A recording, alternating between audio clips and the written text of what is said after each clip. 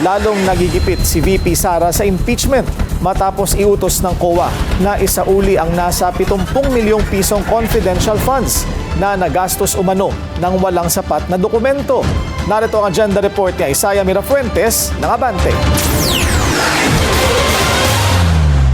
Kabilang sa nagpapabigat ng impeachment complaints na kinaharap ni Vice President Sara Duterte ang paglustay niya umano sa kanyang confidential funds. Sa nakaraang pagdinig ng House Justice Committee, pinagtibay ng COA ang Notice of Disallowance na inilabas nila noong 2024 laban sa bise. Inuutusan ng COA si VP Sara at dalawa niyang tauhan na isauli ang nasa 73.3 million pesos confidential funds sa kaban ng bayan.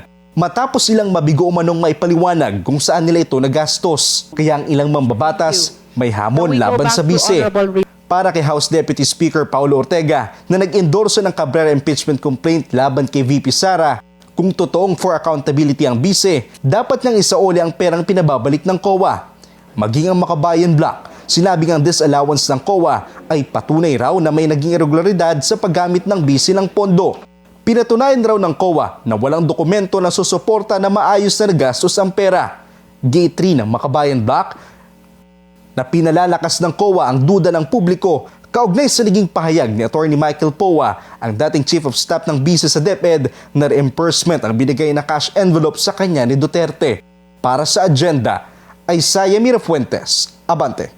Manatiling nakatutok sa Bilyonaryo News Channel. Sumubaybay sa aming social media accounts at mag-subscribe sa aming YouTube channel para sa mga eksklusibong balita at storya.